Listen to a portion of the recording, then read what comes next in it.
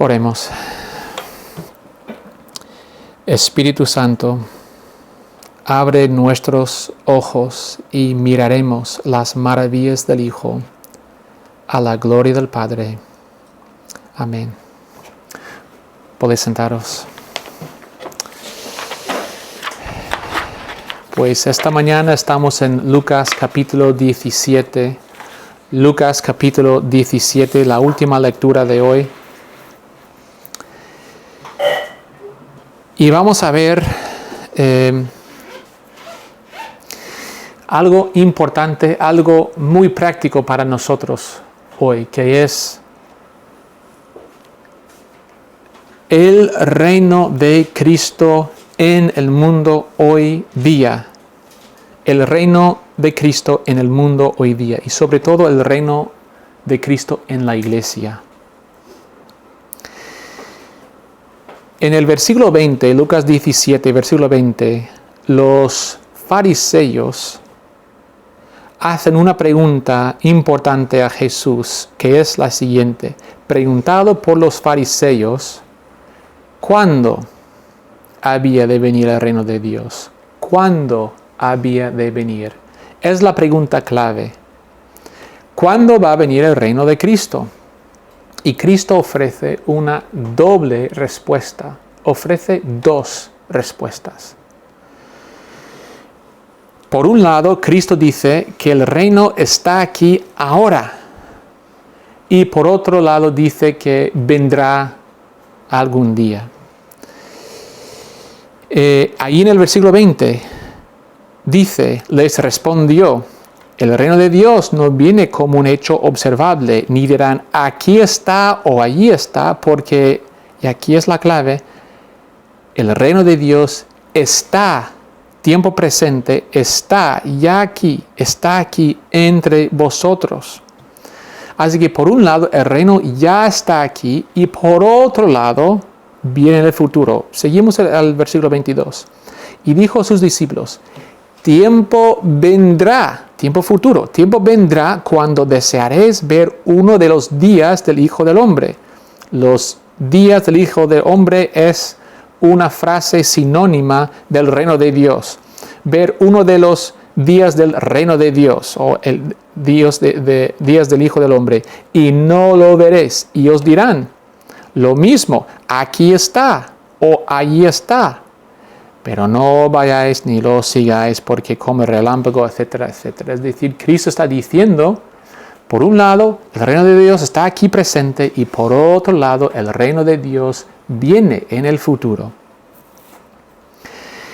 Y esta mañana quiero hablar de estos dos aspectos del reino de Cristo, ¿vale? Ya está y algún día viene. El reino de Dios está aquí y los fariseos le están preguntando ¿cuándo viene el reino de Dios? Y antes de entrar realmente en lo que os quiero enseñar, primero quiero recalcar un contraste muy fuerte entre estos fariseos, los líderes religiosos, y el samaritano que vimos la semana pasada. ¿Os acordáis de la historia de la samaritana? Del samaritano que fue curado de su lepra. Y Cristo dijo, id, enseñaos a los sacerdotes, id al templo, ¿no? Los 9 judíos fueron al templo, pero el samaritano se dio cuenta de que esta persona es el templo, esta persona es Dios con nosotros. ¿Cómo voy a ir a un templo cuando el templo está aquí en esta persona? Cristo es el templo. El samaritano, el que no debería reconocer a Cristo, el más lejano de Cristo, él reconoce, Dios está aquí presente en él. Al contraste, aquí los fariseos, los supuestos líderes religiosos, los que pasaron todo el día leyendo la Biblia, estudiando la Biblia, memorizando la Biblia, enseñando la Biblia, los que deberían haber reconocido, Cristo está aquí, Dicen, ¿cuándo viene el reino de Dios? El samaritano sabía que el reino de Dios estaba allí en su presencia y estos fariseos no. Así que, ¿cuál eres tú? ¿Tú eres un samaritano que reconoce que Dios está aquí en tu presencia? ¿O tú eres como los fariseos? Y Cristo mismo está en tu presencia y ni eres consciente. ¿Reconoces que Dios está aquí en su palabra, en la iglesia, en el amor que tenemos? Puedes ver que Dios sigue activo en nuestro mundo. ¿O eres como los fariseos diciendo, ¿dónde está Dios?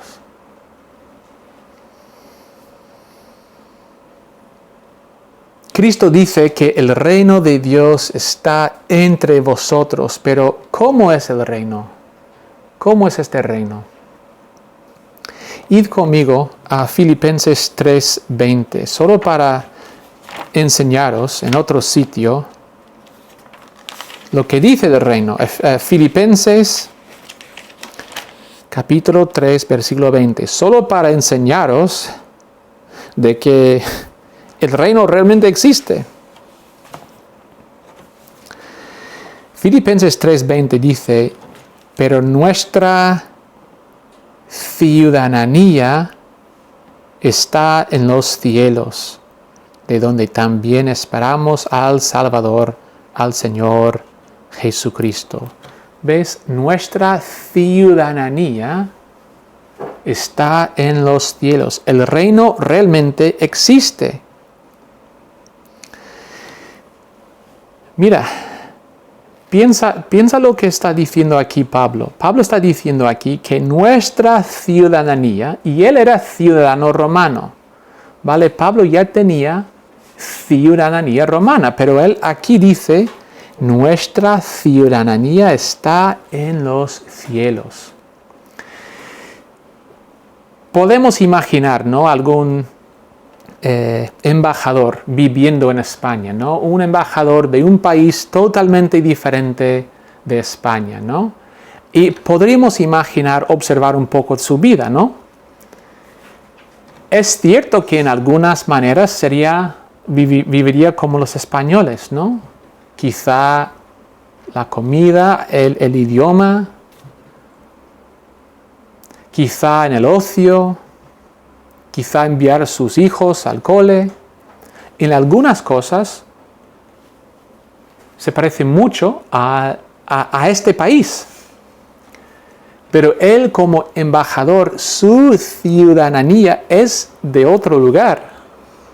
Es decir, su lealtad principal es a otro país, a otro presidente, a otro rey. Su lealtad fundamental la debe a otro. Es decir, viviendo aquí, él posiblemente puede guardar otras leyes, ¿no? Ciertas costumbres, ciertas maneras que ningún español tiene, pero como él tiene otra ciudadanía, él lleva otra vida. ¿Sabe la gente en tu vida? ¿Sabe tu marido, tu mujer, tus amigos? ¿Saben las personas en tu vida que tú tienes otra ciudadanía? Es decir, como tú y yo podríamos observar a este embajador y decir, él no es como nosotros, o sea, es como nosotros, pero también es diferente. ¿Podría la gente decir, esta persona sí es como nosotros, pero él tiene otra lealtad, él lleva otra vida, ella es diferente? Y no queremos decir que tenemos que ser gente rara, el cristianismo no es ser raro, el cristianismo es todo lo contrario. El cristianismo es ser humano. Quiero leeros un texto del siglo II. ¿Vale? No sabemos quién escribió este texto, pero él está presentando el cristianismo al público greco-romano de la época, y es lo que él dice. Es un texto un poco largo, pero fijaos en lo que dice. En efecto, este texto se llama A Diogneto capítulo 5, es lo que dice. En efecto, los cristianos no se distinguen de los demás hombres ni por la nación, ni por la lengua, ni por el vestido. Es decir, hablamos igual, nos vestimos igual, nacimos aquí. Eso no es lo que nos distingue. En ningún sitio habitan ciudades propias, ni se sirven de un idioma diferente, ni adaptan un género peculiar de vida. Su enseñanza no ha sido descubierta por la reflexión y el desvelo de hombres curiosos, ni defienden una enseñanza humana como hacen algunos. Habitan ciudades griegas y bárbaras según le correspondió a cada uno, y aunque siguen los hábitos de cada región en el vestido, la comida y demás género de vida, manifiestan, y así es reconocido, la admirable y singular condición de su ciudadanía. Todos ellos viven en sus respectivas patrias, pero como forasteros. Lo voy a repetir. Todos viven en sus respectivas patrias, pero como forasteros, como peregrinos, como extranjeros. Participan en todo como ciudadanos, pero lo soportan todo como extranjeros. Toda tierra extraña es su patria, y toda patria les resulta extraña. Se casan como todos y tienen hijos, pero no los abandonan. Es una alusión al aborto. Comparten la mesa, pero no la cama. Están en la carne, pero no viven según la carne. Pasan la vida en la tierra, pero tienen su ciudadanía en el cielo. Obedecen las leyes establecidas, pero superan las leyes con su particular manera de vivir. Aman a todos, pero son perseguidos por todos. Son desconocidos, pero son condenados.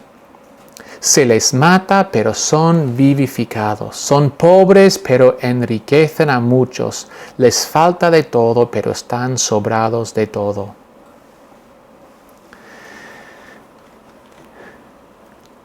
Como cristianos tenemos una doble ciudadanía. Quiere decir que nosotros estamos proclamando que tenemos a otro rey, otro presidente, otras leyes, otras costumbres, otra manera de vivir.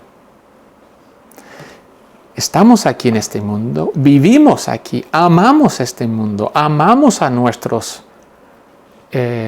prójimos, amamos a nuestros amigos, amamos la tierra, amamos a este mundo. Pero cuando este mundo nos pide algo que no podemos cumplir por nuestra lealtad a nuestro rey, es una línea que no podemos cruzar.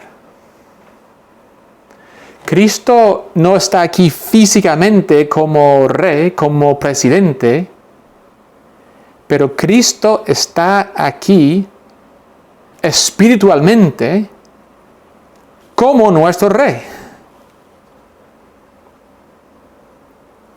Vivimos bajo sus leyes.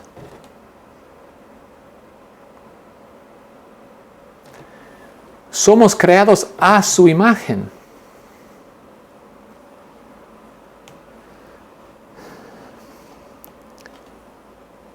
Y ser ciudadano cristiano tiene que dejar huella en tu vida. La gente tiene que saber, tú eres diferente. pero lo que te distingue no debería ser tu manera de vestir, lo que comes o no comes, o cómo hablas, sino la verdad y el amor. Es lo que la gente debería notar en tu vida. Que tú realmente amas a la gente, que tú realmente buscas la verdad. Id conmigo a Romanos capítulo 14. Romanos 14. El reino de Dios está entre nosotros. Pablo ha confirmado que existe. Tenemos una doble ciudadanía, pero aquí Pablo dice otra cosa. Vamos a empezar Romanos 14 en el versículo 16.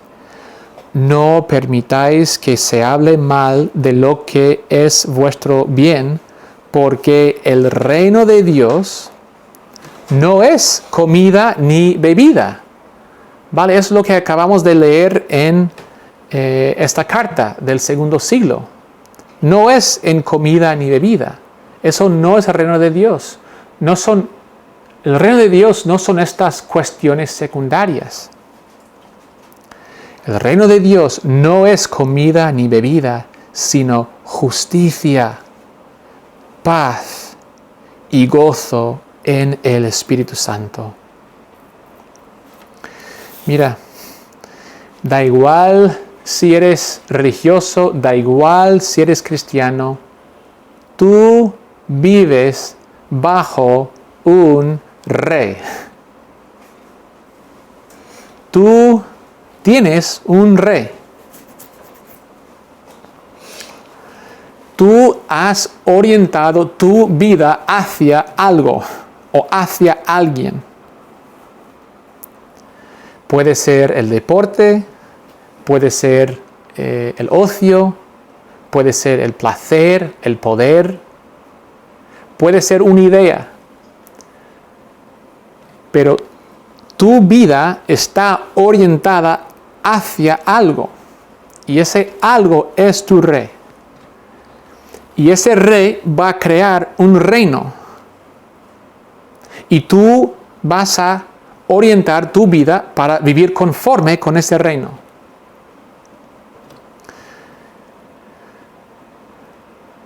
Así que pregúntate y sé honesto. ¿Quién es el rey de tu vida? Sé honesto. ¿Qué es lo más importante en tu vida? Si solo pudieras quedarte con una cosa, ¿con qué te quedarías? ¿Qué es lo más importante a tu vida? Eso es tu rey. Y ese rey va a pedir ciertas cosas de ti. ¿Cómo va la vida en tu reino? ¿Cómo va? Porque te aseguro, a base de las Escrituras, te aseguro que ese rey te va a esclavizar. Te va a pedir tu vida. Te va a robar tu gozo. Te va a hacer menos humano. El único rey que te puede liberar de verdad es el único rey que no te necesita. Los demás reyes te necesitan y por tanto te piden, te exigen cosas, dinero, tiempo, alabanza, respeto, sacrificio, porque lo necesitan. Dios está lleno de todo, de amor, de gloria, de verdad. Él no te necesita. En el reino de Dios no es dar a Dios, sino recibir de Dios. Dios es el único rey que te puede liberar de la esclavitud de otros reyes.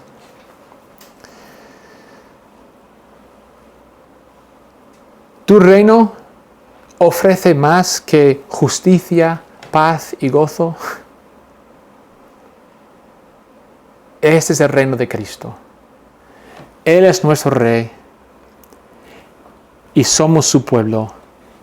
Y nuestro reino es un reino de justicia, paz y gozo. Y esto es realmente la gran ironía del cristianismo. ¿De dónde viene nuestra justicia? ¿De dónde viene nuestra paz? ¿De dónde viene nuestro gozo?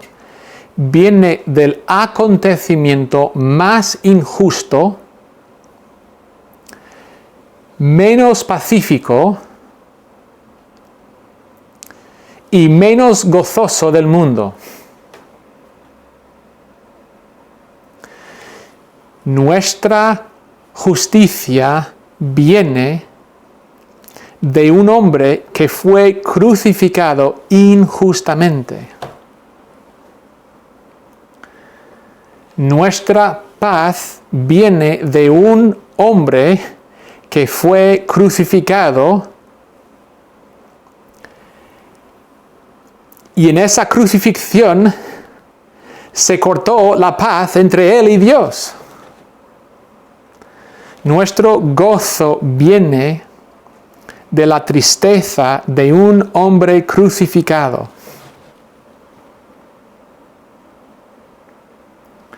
Porque en la cruz, Cristo está asumiendo nuestra injusticia, nuestra discordia, nuestra tristeza.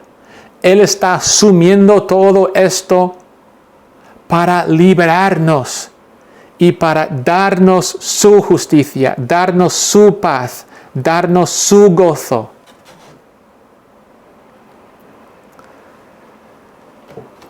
Su muerte, la muerte de Cristo, es nuestra vida.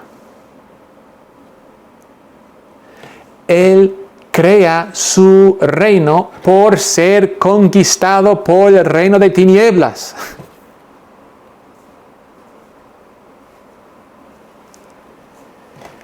Él como rey, Él conquista la muerte a través del derrote. Él asume la muerte y al asumir la muerte la conquista y nos da vida.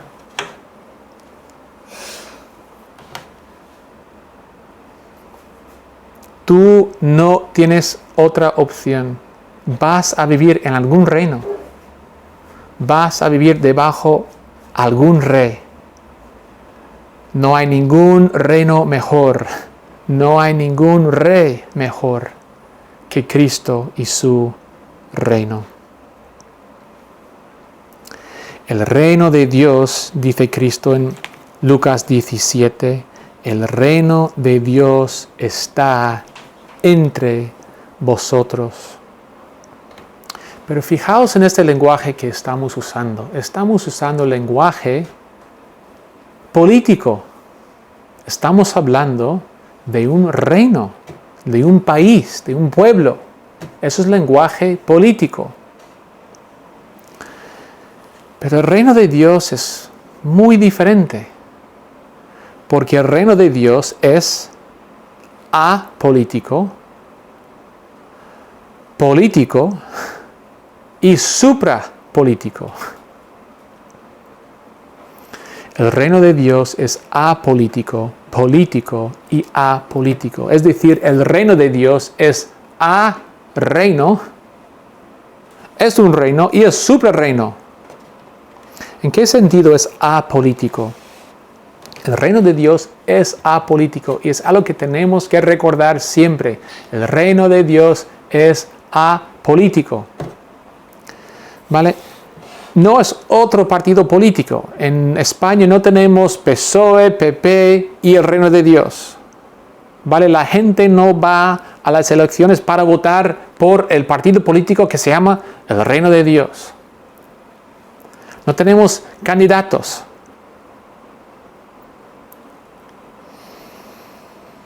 No tenemos una sede.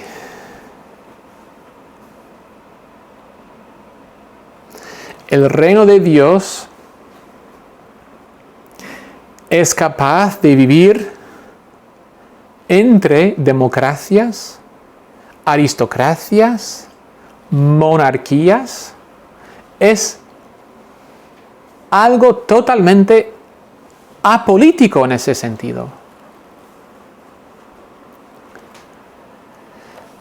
La Iglesia ha tenido que aprender una lección muy dura a lo largo de los siglos, que la Iglesia no es una institución política. El reino de Dios, la proclamación del Evangelio, es apolítico. Pero cuidado que no vayamos a un extremo en decir que es apolítico y nos separamos de la sociedad.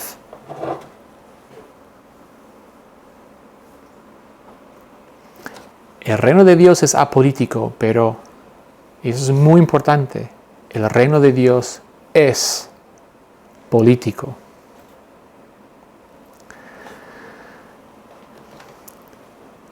Nosotros como iglesia insistimos en que el rey es Dios.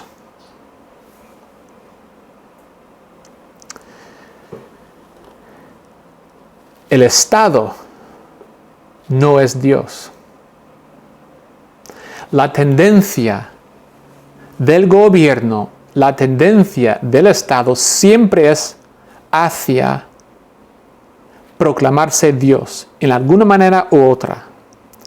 Y de hecho, hoy día, 2025, hay algunos estados que ven a su rey, su presidente, quien sea su líder, como si fuera Dios.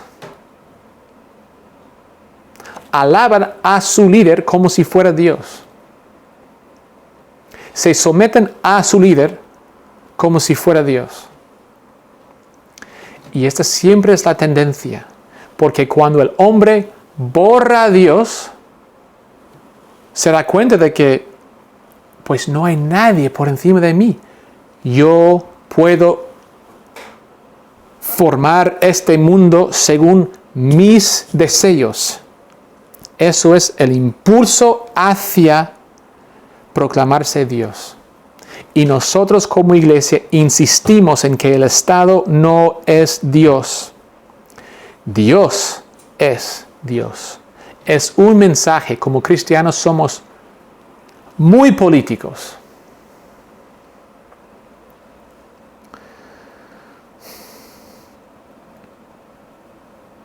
Nosotros insistimos que el reino de Dios pide de nosotros que seamos defensores de los más necesitados de la sociedad.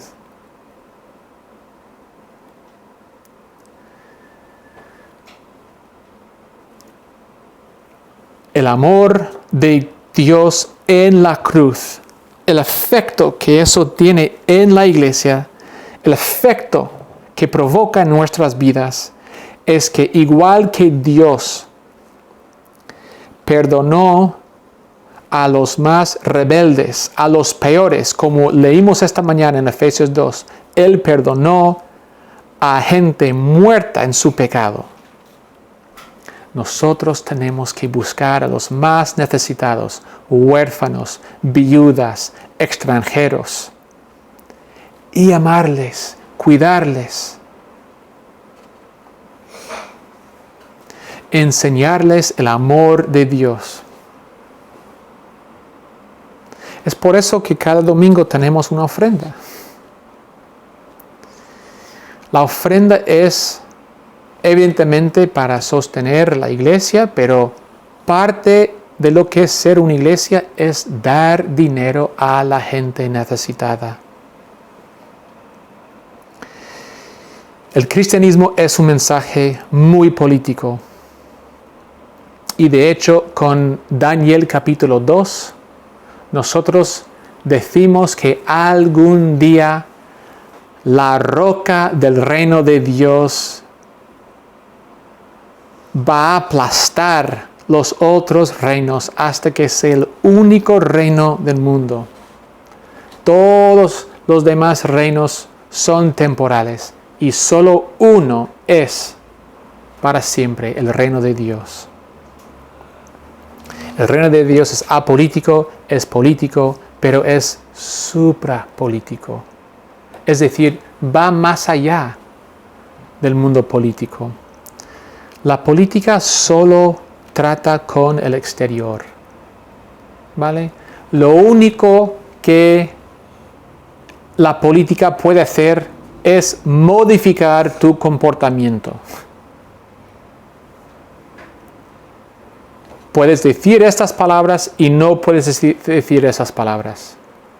Puedes hacer esto y no puedes hacer eso.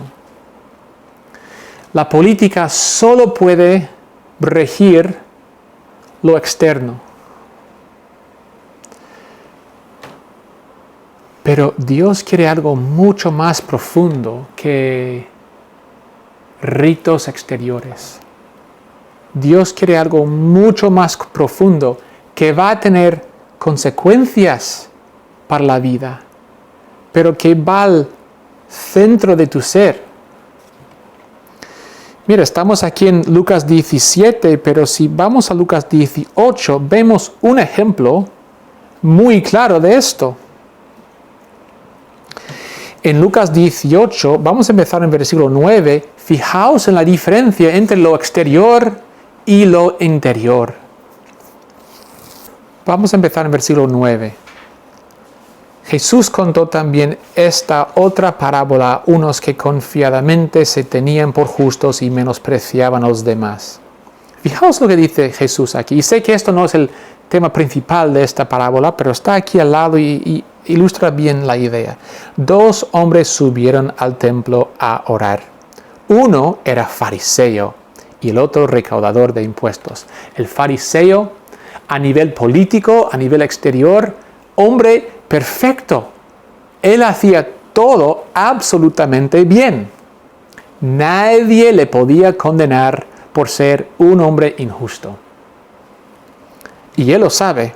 Versículo 11. El fariseo, poniéndose en pie, oraba para sí de esta manera: Dios, te doy gracias porque no soy como los otros hombres, ladrones, injustos, adúlteros, ni aun como ese recaudador de impuestos. Y él tiene toda la razón. Él, a nivel político, a nivel externo, es mucho mejor que ellos. Ladrones, injustos, adúlteros, recaudador de impuestos. Mala gente. Y él no es como ellos. Versículo 12. Ayuno 2 veces a la semana y doy diezmos en todo lo que poseo. No solamente no soy malo, sino también con lo que tengo, yo soy bueno. Él tiene el argumento perfecto a nivel político para decir, yo soy perfecto. Pero le falta lo más importante. Este fariseo había reducido la religión al comportamiento exterior. Y sobre todo en España, eso es muy fácil hacer.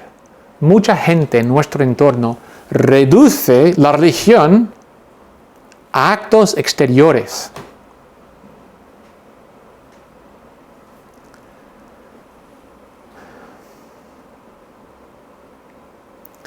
Dios no quiere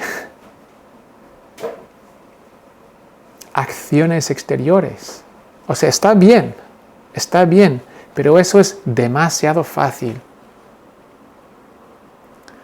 Lo que Dios quiere de nosotros es nuestro corazón. Versículo 13. En cambio, el recaudador de impuestos, que se mantenía a cierta distancia, ni siquiera se atrevía a levantar los ojos al cielo, sino que se golpeaba el pecho diciendo: oh Dios, ten compasión de mí, que soy pecador. os digo que el recaudador de impuestos descendió a su casa justificado antes que el otro. Porque cualquiera que se ensalza será humillado, y el que se humilla será ensalzado. Sé que no es el tema principal de esta parábola, pero fijaos en la diferencia entre lo que la política puede hacer y lo que la religión, Dios, puede hacer.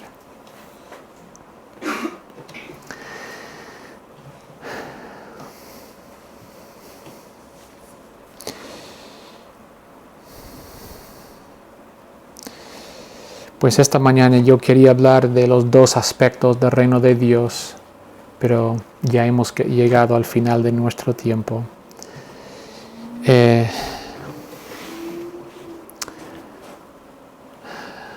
Amigo, amiga, el reino de Dios está entre nosotros, porque Cristo está entre nosotros. ¿Cómo vas a responder a la presencia de Cristo? ¿Vas a ser como los fariseos que dicen, ¿dónde está? No lo veo. ¿O vas a ser como el samaritano que dijo, yo no sé mucho de este Señor, pero lo que sé es que Él me ha curado?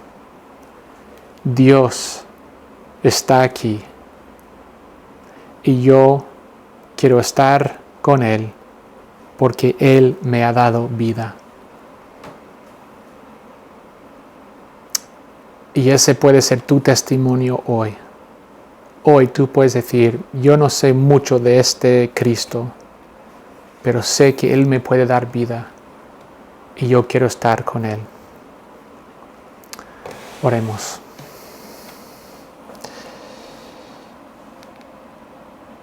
Señor, eres tan bueno.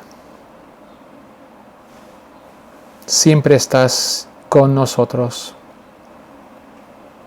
No lo merecemos, no lo podemos ganar, pero tú eres amor y siempre estás con nosotros. Gracias, Señor, por tu gracia. Señor, abre nuestros ojos, abre nuestros oídos, quita nuestros corazones de piedra y danos corazones de carne. Vivifícanos, Dios. Haznos humano.